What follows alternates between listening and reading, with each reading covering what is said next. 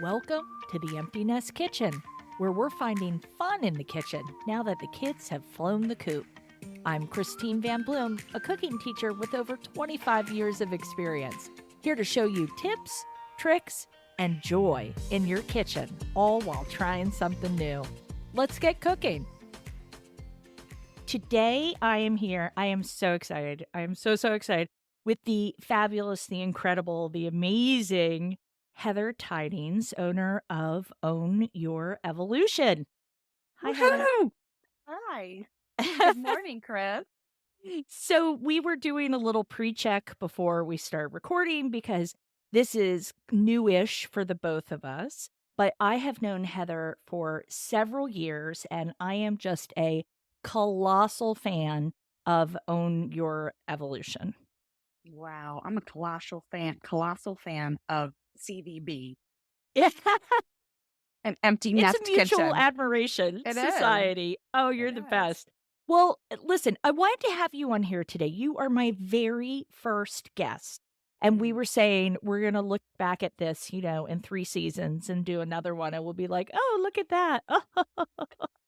But I just feel like you have so much to offer to women who are emptying their nests. Their nests have emptied. I know you also work with teenage girls. A lot of us have teenage girls or have had teenage girls. Tell me a little about Own Your Evolution. Best name ever, by the way. Ah, Tell me about Own Your Evolution and how you came to doing what you're doing.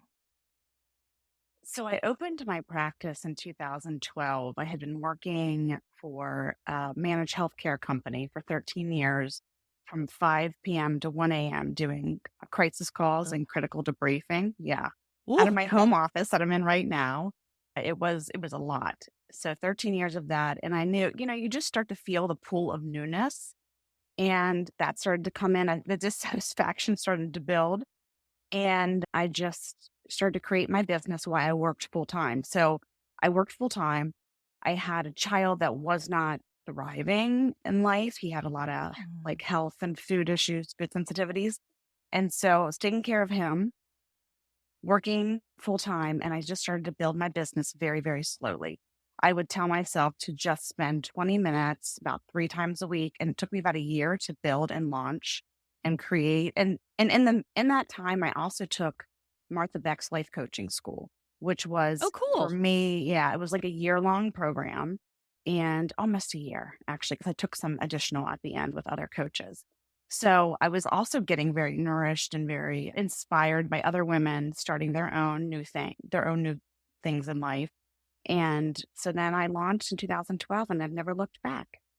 That is so cool. And now I want to be sure that I say this because you are also a licensed clinical social worker, correct? That's right. Yes. Yep. Yeah. So you come at this. I mean, I seriously can't imagine doing a crisis helpline because right now I'm like, ooh, banana bread. Not my Yes. not my alley, right? It's not been But you've been It's working in this field your whole career, really. since the 90s. There was a school called the Jefferson School in Brunswick, Maryland. And when I graduated from college, I started working in their trauma unit. And then that was with teenagers who had high degrees of trauma. And then I worked in an emergency department doing psychiatric assessments. And from there, I was recruited to work at the managed healthcare. But I've worked in very intense environments for a long time. So doing my own thing and being my own boss and Yeah. really doing services the way that worked for me versus how I was told to do it was delightful.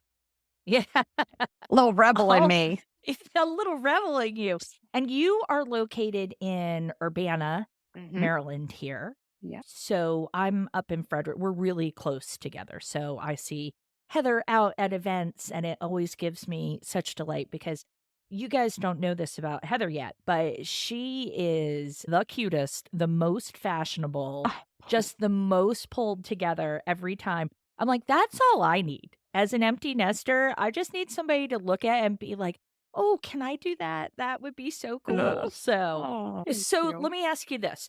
in your practice, Mhm. you see women Mhm. and teenage girls. Do you have any tips for the ladies who are going to be experiencing the empty nest or have already and maybe they're kind of struggling with it? Because as empty nesters, we devote all of this time to our families, right? And to Mhm. our children and all of that. And then you come out of it and it's weird, and I know you're soon to be an empty nester. Yes. You just have another couple of years. I think it's fabulous. Don't I could tell by that yes, but I have 0 credibility in this field, right? I'm just somebody who's like, "I refuse to let this suck." Well, you So, have so much credibility because 'cause you've done it. You've walked the well, process twice. So, yeah, you absolutely do. And okay. Alright, I'll and take it. I'll take it. I'm so desperate. yes, yeah. So, my son he informed me last week that he is gonna be 18 next year, and when he said it, it was like a dagger to my heart. Honestly, I was like, "There's no way you're 18." Like, my brain could not compute, but in fact, in 2025, he will turn 18, and soon thereafter, he will launch, and a lot of women come in this time period because not only are their children moving to the next stage of life, but they're hitting perimenopause. They Mhm. often have parents who aren't thriving or need extra care. And so it is like this perfect storm around 48, 50, where this starts. Women, not, I mean, some women are younger, but a lot of times women find their way in those years, really grieving and confused and unsure of who they are, kind of have lost their footing. And need to be validated that it is for a lot of women, it is a big grieving process to release your babes into the wild.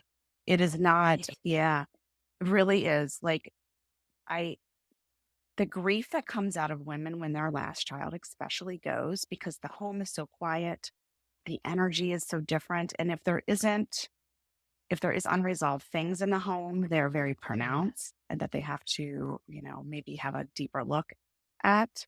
So people come in a lot during that time period. And what we do is we start with the grief process. And many people don't want to name that as grief, but it truly is. And they don't want to go in and feel it. They just kind of want to override it and get on to the next thing so they don't have to feel it.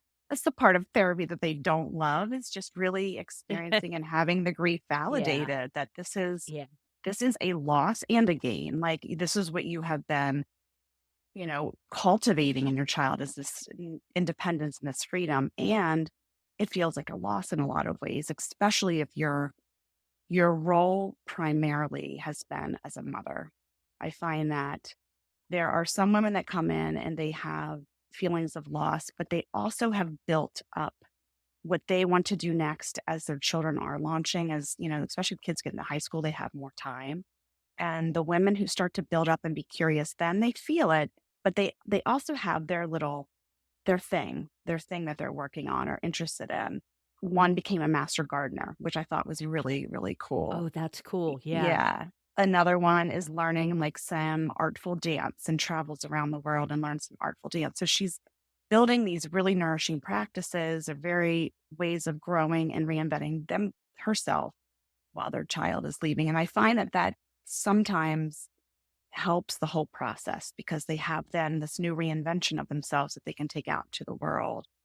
And if they haven't, which that's absolutely fine too, and there's plenty that haven't, it is a time that they can do that.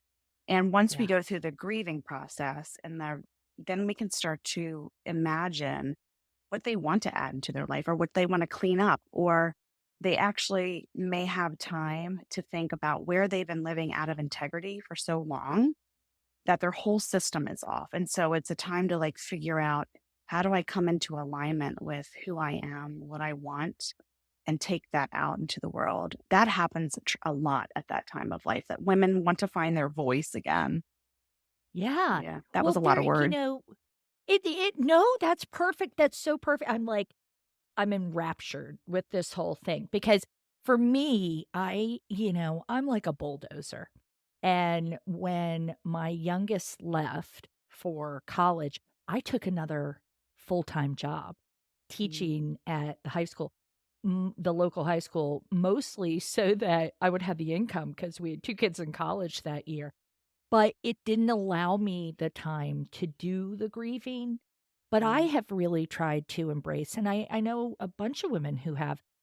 I've tried to embrace all of the free time. My husband Mhm. and I were talking the other night, and I said, I almost feel guilty at the time that I have now because we had so many, he was like, okay, well, I'll be at Boy Scouts on Monday and I have this on Tuesday and I have PTSA on Wednesday. And I'm like, okay. And I'm cooking here and doing this and doing that.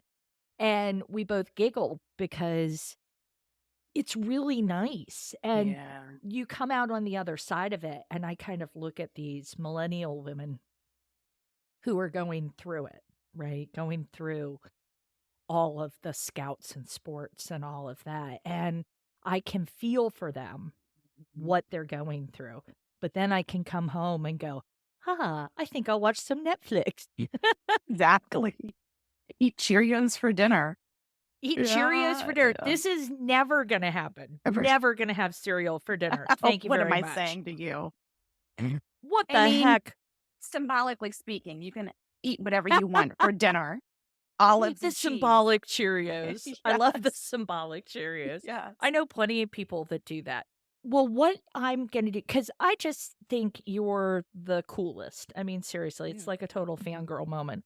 But I love how you understand this so well and that you're coaching women and helping women, and you're a real life therapist. You're not just a life coach.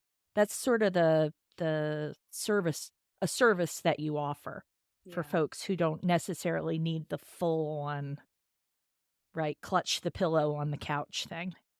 Yeah, you said, like, I do life coaching in addition to therapies. Yeah. Yeah. Yeah, absolutely, and I at first, I was when I first started opening my practice, I had to think about how to do life coaching and clinical therapy, and now they just have blended. Over time, they just Yeah. blend depending on who walks through my door, what their needs are, what their history is, what their, level of childhood experiences or traumas. Yeah. I was gonna So say childhood trauma. Host raises hand. What? What? No, we're fine. We're fine. most of us have some of that in our history. For me now, I'm looking at my own kids going, "Oh my gosh, are they gonna say that I gave them trauma when I worked so hard to not give them trauma?" I mean, okay, I threatened to lock one in a closet once. Did I do it? No. So, for I know that you have started to offer, like, you're dipping a toe into the event sort of thing, which I love because I love events. I sometimes I'm afraid to sign up for things because I don't wanna be the only person. So I'm trying to embrace that now because it scares me. But what kind of things you had, like, a sound thing that you were Yes. doing? What are you doing? When you start to get pulled by your hair to do something new, you have to listen or you just start to feel stagnant. And Yeah. last year I was really well in 2019, I doubled my space to include a group room so I could start to do groups. It was the very end of Cool. 2018 and do, things that brought women together in a supportive, connected way. And then we all know that we couldn't bring anybody Yeah. together in a supportive, connected way. And then I rented the group room as an office. It's, just try to make use of it. So that idea didn't die. It just was, on hold for a bit of time. Yeah. So the end of last year, there was some things that came up that made me realize the fragility of life and the shortness of life and what can happen very quickly in my world. And I just wanted to go back and pick up on things that I wanted to do previously that had been left undone. And that would also bring me a lot of fulfillment in a new way. And so I took a course on how to host national and international retreats from an incredible woman, Susan Hyatt, out in Indiana. Oh, Yeah, it was really helpful. And I just decided to start small and do events with women being able to connect through warmth, through healing, that is something that will enrich their lives, but isn't one-on-one therapy. I think it's a break for me too to go and connect that way. Yeah. You know, it's something different. And what I hear so often in my office, especially when their kids leave the home, is they don't have ways to connect with other women. It was so much fostered Yeah. through, schooling and games and sports and that kind of thing. And they're Yeah. lacking that avenue to really connect and with really positive, inspiring women. And so that has been on my mind because it is a real heartache for women actually to have a lack of friendship and real authentic connection. To be able to say the hard things to another female Yes. is so amazing and so just it revitalizes us to be able to go and say something to a safe other It person. does. Yeah. Yeah. And there are so many women that don't have that. And amazing. I mean, women that are just I wanna be their friend, right? I wanna be their Yeah. friend Yeah. because they're magnetizing, and so I wanted to start to create some ways to bring them together, um, and even if it's just in a room, just light connection, it's something, and maybe something more will come out of it, but so that is the avenue I am developing in 2024. So I have a sound bath and hot tea sound bath. It's called Sip and Sound in March Oh, 14th. that's so cute. 5 tickets left. And then I'm gonna do a book club at Old Westminster Winery in April, the end of Very April. cool. Yeah, in one of their Yeah. greenhouses, and that'll be a lot of fun. That's so cool. That's just really fun. I love that, offering these little events and these little touches Mhm. for women to come out and connect with other women. Yes. It's, my little launch pad until I start to do retreats. So then I'll do a national retreat and then I'll probably I will do international retreat in 2025. Yeah. Holy bananas. Oh my Mhm. gosh, I Stay love that. tuned. Yeah. So I feel so fancy saying this. I'm gonna put Heather's contact info in the show notes. Uh, sorry, I'm still so tickled, right? I just love doing this. Oh my gosh, I just channeled my grandmother saying tickled. Holy, oh. So here's a question for you, Ask me. because I know that you are a lifelong, long term, cradle to grave vegetarian. All true. Yeah, so I'm thinking of delicious vegetarian delights at all of your retreats now. Yes. So Mm. maybe you'll need a chef to come I with you. will need a chef. I'm I need a just saying, chef and a I'm just saying. photographer. Yes. Well, Oh yeah, my well, gosh. photography, you'll get a lot of shots of, like, up the nose or something if I'm Oh, taking she'll them. be a different person. But I remember talking to you because I connect to everybody through food. It's my comfort zone, it's the way I go, and I remember telling you about some dish I had had, and you were like, "Oh, that sounds great." You were very polite because you're one of the polite vegetarians, right? My sister-in-law is one of those too. That is like, "Oh, and not trying to tell me, "No, no, don't eat the chicken." And you were like, "Oh, well, I'm vegetarian." I was like, "What?" The whole idea of a lifelong vegetarian, because I grew up in PA, right? South Central PA, Right. and no, what were vegetables? What were vegetables? If they weren't in gravy, John said something about everything you eat is in a sauce. I'm like, "What's wrong with that?" One heart attack later. So, like, talk to me about, I know it's how you've been raised, Mhm. it's everything, so it's not even anything you think about, right? No. My great grandmother was a vegetarian. So then my grandmother was a vegetarian. My mom was a vegetarian.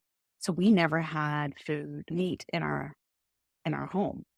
It originated through beliefs of being Seventh-day Adventists. So Seventh-day Adventists have a Okay. very strong health message about consuming meat and how to eat and when to eat. Very disciplined, precise food message. And so there was never meat in my home. And you can imagine in the 70s and 80s, that was really I not, we didn't, cannot. no, you cannot.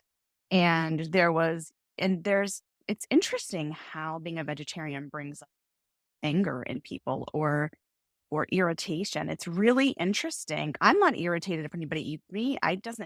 None of that. Like impacts me in any way, and I think you should do what Yeah. you should do for your body and your Yes. history, and so it was interesting, and, I had a lot of people really give me a hard time over the years and really tease and make fun of me, but I never desired meat, I never had a taste for it. We eat vegetarian. Mostly in our home now, my husband will make like a steak on the grill for him and my son. They'll do a little bit of meat, but mostly it's vegetarian. And for me, totally vegetarian. It's Yeah. almost like this is how I describe it. It was never around me. And so, and because I was raised in such a some Adventist community, a lot of people were vegetarian when I was young. And it was so foreign one time when I went to a neighbor's house, and they were serving spaghetti with beef. Like, and it just had this smell of I just could not wait to get out of their house. I Yeah. had not had any of that. Had never experienced that. And so I just developed like a taste, obviously, for clean, light eating because I felt really good in my body when I ate that way and never will look back. Yeah.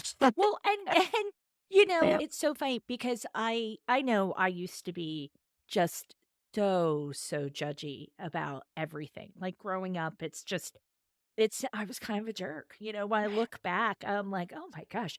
And in the, years of therapy have brought me to a place where I'm just, eat what you, I don't care. I don't Mhm. care. Do I need to make something else for you? Okay, well, I had these cool beans. Let's do something.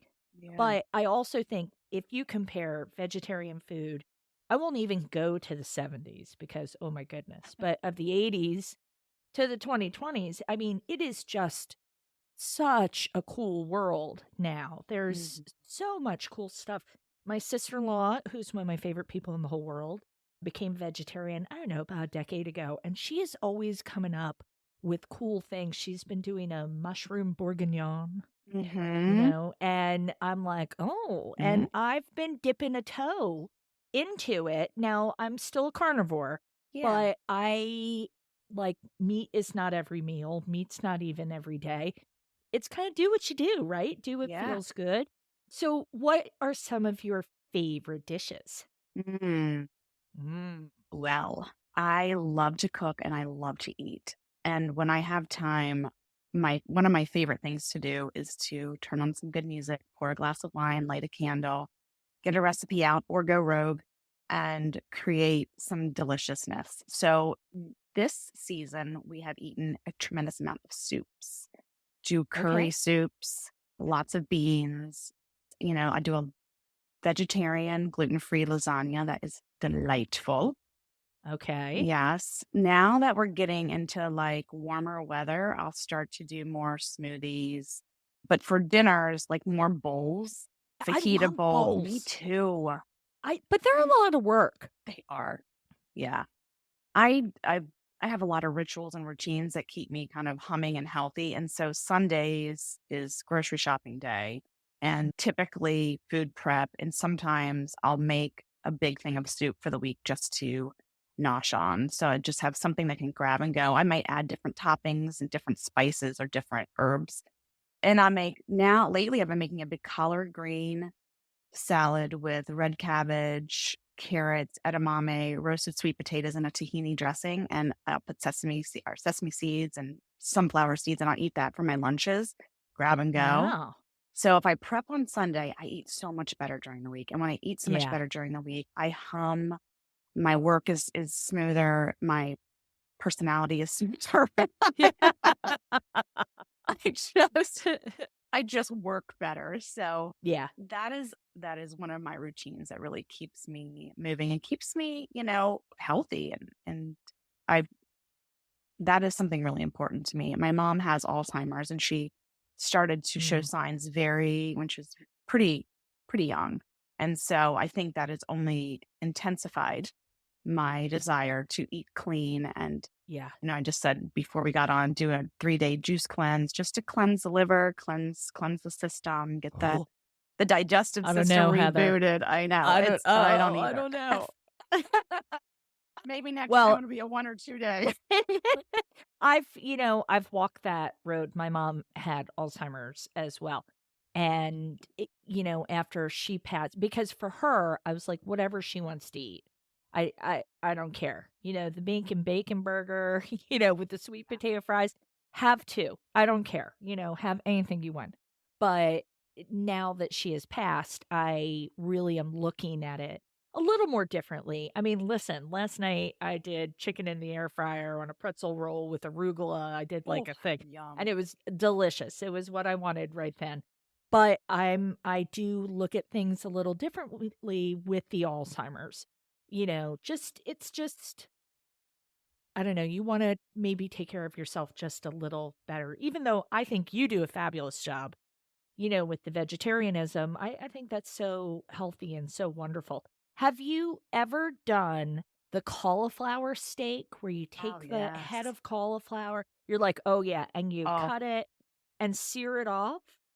I that is one of my favorite things, and I will dress it with, like, Really? a dill and fried capers and lemon and a specific Fried dressing. capers. Oh, fried Fried capers. capers are a revelation. Oh, they're s They're they're so good.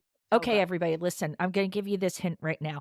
You can make a deviled egg, and you can put a little lemon zest and a little parsley, and what you're gonna do is you're gonna fry some capers, and they blossom, right? They turn Yes. into, like, little flowers. You don't need a lot of oil, but you're gonna put I don't know, I put, like, half an inch of oil in the bottom of a Mhm. small pan, and then you have to pat your capers dry, because anytime you're going into oil, you don't want any water, and they're in a brine, so it's Right. really important that you don't just dump them in or else it's gonna all flare up, that's super dangerous. So you take your capers out, you put them on a little paper towel, pat them dry, drop them in the oil. It takes what, Heather? 15, 20 seconds? Yep, very 30 quick. seconds? Mhm. Put 1 in first, test your oil, and make sure it goes from this little closed thing to kind of this blossom, and it opens up, and it is salty and crunchy, and Heather, you're a genius. I love that you're bringing up Mhm. the fried capers. Oh my, they are life-changing at dinner. I'll also do They're a so good. romesco sauce. I'll do a romesco Okay. sauce and then do that What's over in a the romesco? so it is roasted peppers, Mhm. tomatoes, onions, garlic. Then I put that in the food processor or the Vitamix with Yep. hazelnuts, with toasted Oh, you hazelnuts. Oh, I Mhm. like it. I love Yes. hazelnuts. A little maybe sherry vinegar and salt and pepper, obviously, because everything needs in my life needs salt and Yes. pepper. And then Greg will get a whitefish. My husband will get a whitefish, and I'll do my cauliflower steaks. And it is with the Pinot Noir. Oh, Yes. That sound okay, I have always detested cauliflower because I grew up in the era of the the bag of yes. cauliflower with some kind of a sauce, and you poked a hole in the bag, and then mom put it in the microwave, and then it came out, and all of that, but I'm trying, like, I'm going back to all of these foods except beets. And I'm Ugh. trying sorry, I can't, they taste like dirt and sadness. It's just I can't do it. I can't. I've tried. When I went to culinary school, we roasted beets like class number 3. And one of the girls, I was like, "No beets for me." She said, "Have you ever had them roasted?" I'm like, "I've never had them not out of a can. What are you talking about?" She said, "It's a whole new thing." So I said, "I'll try it." No. They get their No, pinky grossness all over everything. Can't do me it. too. I've made them Can't do 3 it. times in the last that's how I am with mushrooms. Like, I really want to You love don't like mushrooms. mushrooms? I have never liked them, and I try because, if you go anywhere, they have Yeah. that is their vegetarian option on the Yeah. menu, and it is really and so sometimes I just make myself eat them. Once in a while, I have had Ooh, one. At Old Volt, they had some that I like when Volt was there. But mushrooms are a real they, they're like just not your thing. they no. Mm-mm. Yeah. Like your beets. Well, yeah, ugh, ugh, and now I totally respect it. I'm like, "You don't whatever," but I love mushrooms. I I wish I love 'em. did. I Ugh. want to. I order them sometimes, I'm like, "Okay, today we make friends. Today we do. Today's gonna be the day."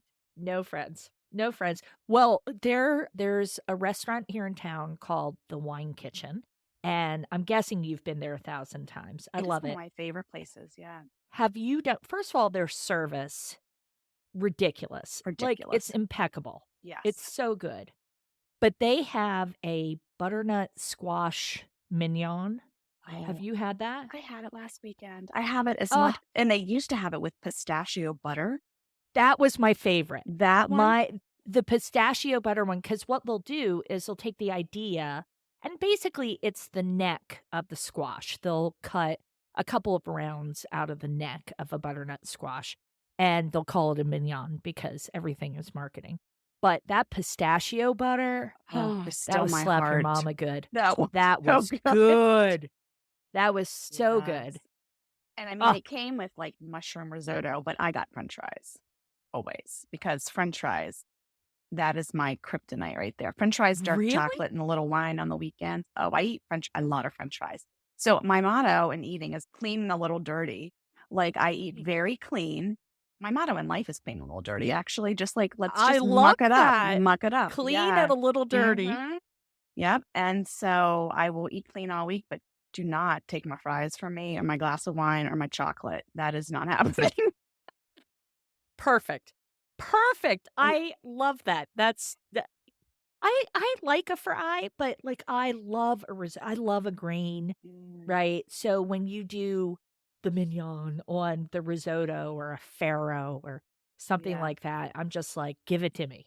Give it all to me, baby. that's your No fries here." that's your love language. So, mm, well, Heather, you are just a darn delight, and Mm, I just love the support that you give to our empty nesters and beyond. But I'm I'm so grateful to you and I'm so thankful for you for coming on and trying this. And I am gonna say, I'm gonna do a little shameless self-promotion here and say that my first episode is all about salt. So you're gonna wanna I listen to am. it. Because I'm as I explore the podcast more, because I really want this to be something that empty nest women who are into food can listen to and be into and be on. I really want to Mhm. see that. But I'm going to do a mixture of interviews and solo episodes and some things like that so I can dive into an ingredient or dive into a trend or something like that as we go. But you are at or is it ownyourevolution.com? You got it on Yeah. yourevolution.com. Yep. And the same on social, Own Your Same on Evolution? social. Yes, it's very easy. No dashes, just yeah. We love no dashes. We And I will say Heather is quite the world traveler. So I live vicariously through her. Heather and her husband will go on all these grand adventures. And it always just, you're living the dream. I am living the dream. I have to say, everything I dreamed about when I was It's doing about a lot of damn dreaming, time, it's come to right? fruition. Yes, and We're I am quoting so Lizzo grateful. now. Quoted her Yeah. last night. Yes, it Yeah. is about damn time, and I love every minute of it. I'm so grateful. Yeah. That's so great. So be sure that you check out Heather on ownyourevolution.com, Own Your Evolution on social, and connect, because I've been trying to persuade Heather to do something online so that the ladies all over this great land can be in her presence and work with her and all of that good stuff. So stay tuned. And if you're local here, stay tuned for all of the fun events that she's gonna have. They're gonna be top notch. So I'm really excited. Thank you, Chris. You were made for this. Oh, You were made for this. well, we'll see. We'll see how it goes. But Heather, hang on for a minute and just thank you so much. I really appreciate you. Thank you for having me.